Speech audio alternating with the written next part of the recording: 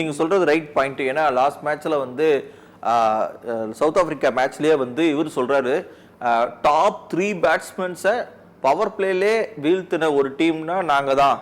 அதனால எங்க polling attack எவ்வளவு வெயிட்டா இருக்கு அப்படின்னு சொல்லி அவர் வந்து செமிஃபைனல் வின் பண்ண உடனே சாட்னர் சொன்ன பாயிண்ட். அப்படி இருக்கும்போது டாப் 3 பேட்ஸ்மேனும் அன்னைக்கு அவுட் ஆயிட்டாங்க. அப்படிங்கும்போது ரொம்ப கஷ்டப்பட்டு நம்ம வந்து 250 ரீச் அவுட் பண்ணோம். பட் ஆனால் சூப்பர்வான ஒரு போலிங் அட்டாக் வச்சு நம்ம வின் பண்ணிட்டோம்.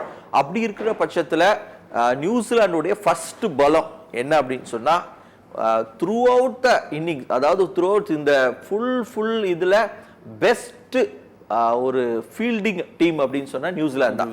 ஸோ 30-40 ரன்ஸை சேவ் பண்ணக்கூடிய ஒரு ஸ்ட்ராட்டஜி வச்சுருக்காங்க. ஸோ நம்ம ஃபஸ்ட்டு அதை பற்றி பேசணும். இந்த 30-40 ரன்ஸு நீங்கள் இப்போ நீங்கள் ஒரு டார்கெட் ஃபிக்ஸ் பண்ணுறீங்க, ஒரு 350 அப்படின்னு ஒரு டார்கெட் பண்ணுறீங்கன்னா அவங்களுடைய ஃபீல்டிங்லேயே அது 310 300க்குள்ளே வந்துட போகுது. அப்போனா இந்தியன் டீம் வந்து அதை எப்படி ஃபேஸ் பண்ண போகிறாங்க? நீங்கள் கையில் பக்கத்தில் இத்தனை மீட்டரில் பால் போச்சுன்னா மிஸ் பண்ணவே மாட்டாங்க. பயங்கரமான கன் ஃபீல்டிங் இருக்கு. பிலிப்ஸ் இருக்காரு, வில்லியம்ஸ் பாருங்க, வயசானவர், அவர் எகிரி பிடிக்கிறார். ஸோ பெஸ்ட் ஃபீல்டிங் அப்படின்னு சொன்னா இதுவரையும் கேட்சே மேக்சிமம் மிஸ் பண்ணாத ஒரு டீம் அப்படின்னா இது. ஸோ இப்படி நம்ம பேட்ஸ்மேனுக்கு first threaten I think fielding. கண்டிப்பா இப்போ நம்ம வந்து நிறைய கேச்சஸ் மிஸ் பண்றோம். ரீசெண்ட் டேஸ்ல நிறைய ஆப்பர்ச்சுனிட்டி, விக்கெட் எடுக்கிற ஆப்பர்ச்சுனிட்டியா நிறைய இந்தியன் டீம் வந்து கொஞ்சம் மிஸ் பண்ணிட்டு இருக்கு. மேபி விக்கெட் கீப்பிங்லயா இருக்கட்டும்.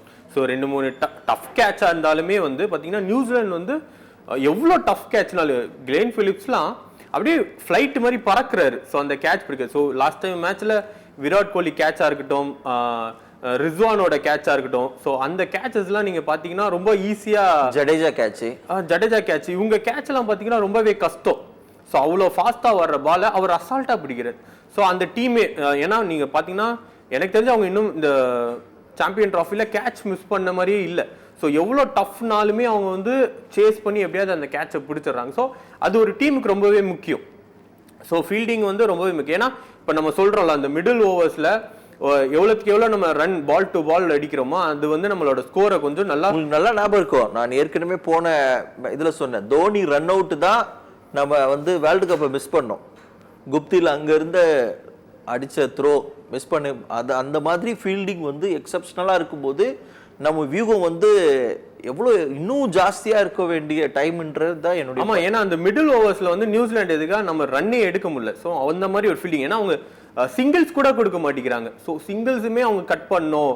ஸோ நம்மளாவது ஓகே, ஆப்போசிட் டீமில் சிங்கிள் பால் அடித்தா பொறுமையாக போயிடும். பட் அவங்க அந்த 2 எடுத்துடக்கூடாதுன்னு எவ்வளோ லாங்னாலுமே அவ்வளோ ஃபாஸ்ட்டாக சேஸ் பண்ணி அந்த பாலை வந்து ஃபீல் பண்ணுறாங்க. ஸோ நம்ம வந்து அவங்க கிட்ட அப்போது கொஞ்சம் பேட்டிங் பிளானே கொஞ்சம் மாற்றணும். ஸோ இன்னொன்று, நியூசிலாந்து நீங்கள் சொல்கிற மாதிரி பேட்டிங்கை பொறுத்த வரைக்குமே அவங்க பண்ணுற ஒரு இது என்ன பார்த்தீங்கன்னா, ஒரு ஓவருக்கு ஒரு பவுண்டரி அடிச்சிடணும், மேபி பால்ஸ் கொஞ்சம். பட் நம்ம பார்த்தீங்கன்னா அவங்க ஃபீல்டிங் இவ்வளோ டஃப்பாக இருக்கும்போது கூட மேக்ஸிமம் சிங்கிள்ஸ் எடுக்க பார்க்குறோம். ஸோ ரோஹித் சர்மாவை தவிர எனக்கு தெரிஞ்சு அடுத்த ஸ்ரேயஸ் ஐயர், ஸோ இவங்க 2 பேரை தவிர கொஞ்சம் பவுண்டரிஸ் அடிக்கணும் அப்படின்னு சொல்லிட்டு மற்ற பேட்ஸ்மேன்லாம் இன்னும் அந்த ஃபார்முக்கே வரல. ஸோ அதனால தான் நம்ம மேபி ரன் இன்னும் ரொம்பவே டாப்பே போகல. ஸோ அந்த 300 நம்ம டச் பண்ணுறதுக்கே ரொம்ப கஷ்டப்படும். 250லே பட் போலிங் ஸ்ட்ராங்காக இருக்குது. பட் அந்த மேட்சை பொறுத்த வரைக்கும் நம்ம டிசைடே பண்ண முடியாது பிச்சை. ஏன்னா நம்ம லாஸ்ட் மேட்ச் ஷமி ஹெல்ப் பண்ணனால தான், ஏன்னா நம்ம ஒரு 4 ஸ்பின்னரோட உள்ளே போயிட்டோம். பட் அங்கே பார்த்தீங்கன்னா பேஸ் போலிங் ஒர்க் அவுட் ஆகுது. ஸோ அப்போது நம்ம இன்னும் அடுத்த மேட்ச்சில் மேபி நம்மளோட வியூகத்தை மாற்றணுமா அப்படின்னு சொல்லிட்டு நம்ம கொஞ்சம் யோசிக்கணும்.